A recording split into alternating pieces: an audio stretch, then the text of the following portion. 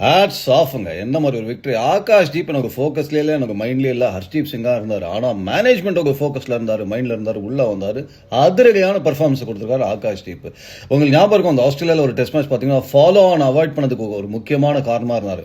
ஆனால் அன்னைக்கு நான் ஃபாலோ ஆன் அவாய்ட் பண்ண இன்னைக்கு வெற்றிக்கு விதாவே இருக்குன்னு சொல்லிட்டு சூப்பரான பர்ஃபார்மன்ஸ் கொடுத்துருக்காரு ஆகாஷ் தீப்.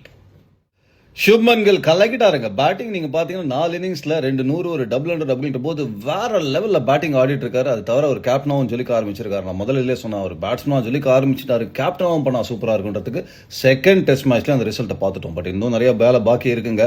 இருந்தாலும் வாழ்த்துக்கள் சுப்மன். அவங்க இந்த வெற்றிக்கு முக்கியமான காரணம் பாத்தீங்கன்னா செகண்ட் இன்னிங்ஸ்ல ஆடின அதிரடியான ஒரு பேட்டிங். கிட்டத்தட்ட ஒரு 81 ஓவர்ல 427 ரன் அப்படின்ற ஒரு அற்புதமான ரன் ரேட்ல அதிரடியான ஒரு பேட்டிங் காமிச்சாங்க. பேஸ்பால் அந்த பக்கம் இல்ல இந்த பக்கம் இருக்குன்னு சொல்லிட்டு வேற லெவலில் பேட்டிங் ஆனாங்க இந்தியா. பும்ரா இல்லாம 20 விக்கெட் எடுக்க முடியும் அப்படின்னு சொல்லியிருக்காங்க. சம்டைம்ஸ் உங்களுக்கு ஸ்டார் பிளேயர்ஸ் மிக முக்கியமான பிளேயர்ஸ் இல்லைன்ற போது ஒரு பயம், ஒரு அச்சம், வேற வழியில் முட்டி மோதி பார்த்துடலாம். எல்லாருமே 200% போடுங்கன்னு ஆடுவாங்க கிரிக்கெட்.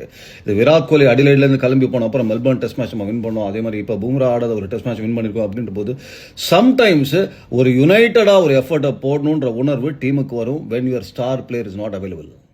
வாழ்த்துக்கள் சுப்மன் கில், கௌதம் கம்பீர். கம்பீருக்கு அகேன்ஸ்ட் நிறைய நீங்க பேசுறீங்களான்னு கேட்கறாங்க. அதெல்லாம் ஒண்ணுமே கிடையாது. நான் ஒரு கேள்வி வைக்கிறேன் அவர்கள் கோச்சிங் மேல. அதற்கு காரணம் அவர்கள் கிரிக்கெட்லாம் ஆடி இருக்காங்க. தன்னை சுத்தி இருக்கிற விஷயங்களை தனது கட்டுப்பாட்டுக்குள்ள வைக்கணும்னு நினைக்கக்கூடிய ஒரு மனிதர். அது சம்டைம் இருமுனை கத்தியா செயல்படலாம். நீங்க ரிசல்ட்ஸ்க்கு பாருங்க. டெஸ்ட் மேட்சை பொறுத்த வரைக்கும் இப்ப வெற்றிகளை கொடுக்கக்கூடிய ஒரு கட்டாயமான நேரத்துல கம்பீர் வந்தாச்சுன்றதான் நான் சொல்றேனே தவிர இது ஒரு தொடக்கமா ஒரு மிகப்பெரிய நம்பிக்கை கொடுத்திருக்காரு. இந்த சீரீஸ் அவர் வின் பண்ணாருன்னா அந்த திருப்புமுனை ஆரம்பம் நானே ஒத்துக்கிறேங்க.